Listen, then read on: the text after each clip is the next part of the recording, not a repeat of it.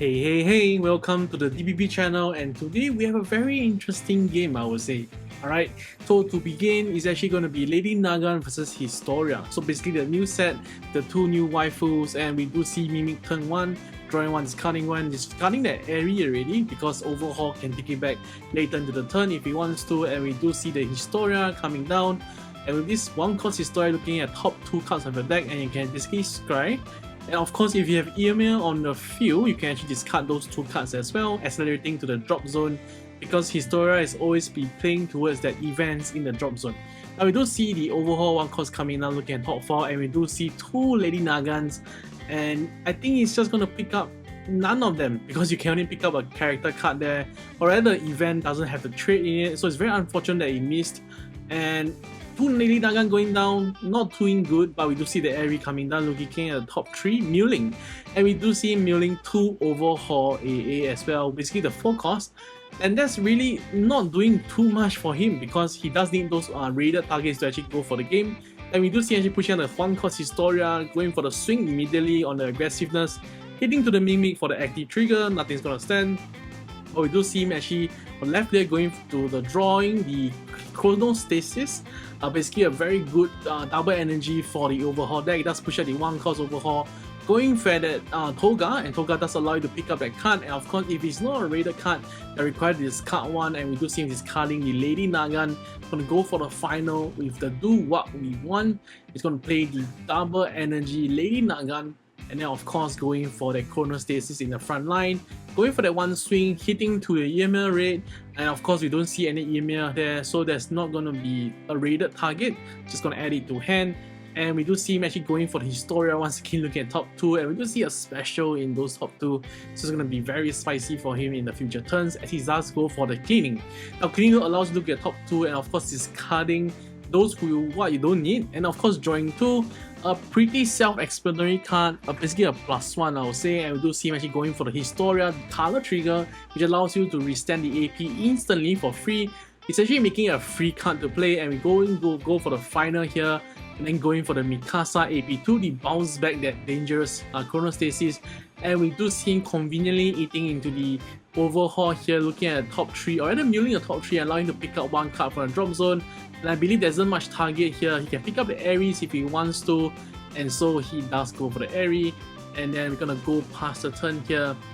Now, for the Lady Nagant, he's at 5 life as well as Historia being at 6. So this game is definitely still in the early stages. Everyone is just farming their cards, and we do see him actually pushing out Toga as well as Airy. And we see him as going for the second Airy here, looking rather mulling the top 3. Not a very good meal, I would say, and then going for the Chronostasis in the back line. And does he gonna go for the raid here? Because he should, and he does go for the raid on top of the Toga. It's gonna actually snipe away the Mikasa instantly, no impact, no nothing. And because I think he feared for that life there, it's gonna hit to the life and does hit into active plus 3k, and then just passes the turn because Airy can't hit over his Historia. Now we do see 4 energy for the right player here, but he doesn't use it nicely as he does go for the EML. Jaw Titan, hard play instantly, and then we shall see what other shenanigans he does have here. And we do see only probably 2 to 3 events in the drop zone now, so the EML and as well as the Historia, he's not going to be at full strength yet. However, we do see him going for the Historia 1-cost again, which allows him to discard here because he does have the Jaw Titan available in the front line.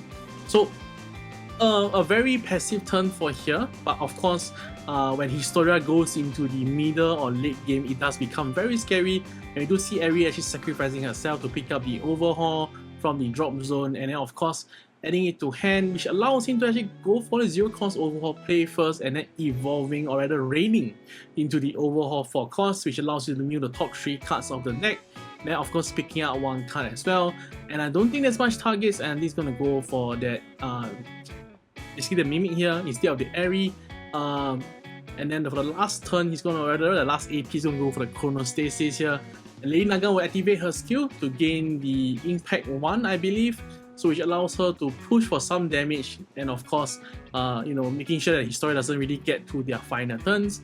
And of course he does hit the draw trigger here, which in the Mikasa form, so you just draw 1, just block immediately because you want to be healthy against a deck like Overhaul because they have so much impact 1 thanks to the introduction of Lady Nagant. And we do see Historia going for the AP draw 1, and will he actually being a big turn here because he does have to do it. And it does push up the color Historia first and then going for the Historia's resolution. A very interesting special, of course, adding 1k for every event in your drop zone, which I think he has plenty already. And we do see actually going for the Historia rate. And then because of Historia rate, he does have 6 events in the drop zone already, which allows him to basically, no, it's not 6, 4, which allows him to basically have the free AP for that turn and then going for the final as well as Emir into the Emir rate. So Historia in general has become quite a buster deck if you do have the right cards at the right time. So let's go for the Emir swing first. The Jaw Titan, sorry, drawing one is cutting one. And unfortunately, he doesn't have the 6th event because if he does have it, he can actually restand the Emir. So very unfortunate with the top deck. It does hit into active trigger here though, which he decided to give to the Lady Nagant. And then the Historia will swing, which allows him to plus 1k to the other Historia. So it's going to be 2 more 4k swing here, which is pretty scary. And we do see him hit into the overhaul rate.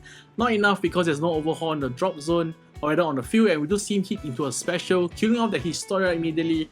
Really respecting the Historia over the Emir Jaw Titan there because Historia does give you a AP restander, which essentially means AP draw one for free if you really don't have the cards. And it does have impact 1 if you do have 6 events as well. So we do see him actually going for the special, killing off that Emir Jaw Titan as well. So very unfortunate for the right player here as he does go back to a normal field. And the left player does set up his Chronostasis and of course the Lady Nagant and of course the overhaul rate, and that's allowing him to mill the top 3 card once again. Does pick up the Chronostasis adding to hand, and Chronostasis is just such a good card because I mean it's a 4k attacker with a double energy, so it does have so much versatility. Gonna swing for the 4k first, and with 3 life for the Historia, it does have to be very careful. It does block immediately with the first 2 because the next 2 does have impact 1, so you can't afford to eat any in the early stages. Hitting to the first life, we do see him actually hitting to an active Mikasa, not able to restand because of the bullet, and we do see him actually hitting to a draw trigger for his final turn. So for this final turn, I think there's actually a very interesting happening. Basically in UA, you can actually choose the life of the opponent when you do swing. So it's very dangerous sometimes because you're basically playing with luck, right? You are able to choose your opponent's life and whatever you choose can be fatal.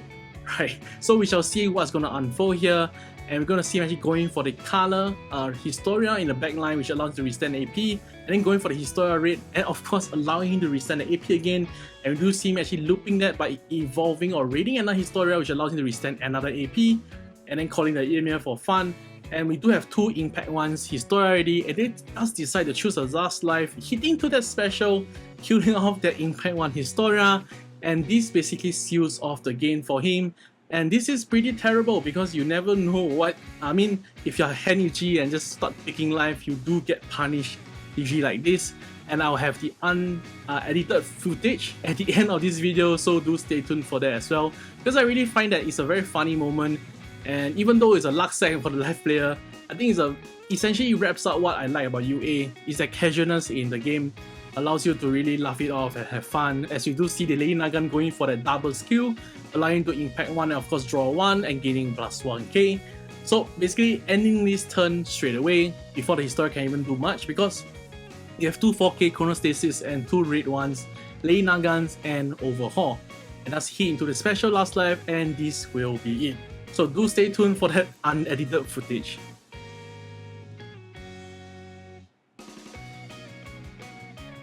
So I hit active win. Last card. Last card? Yes. Special! So For the camera! You misplayed! I just not a play!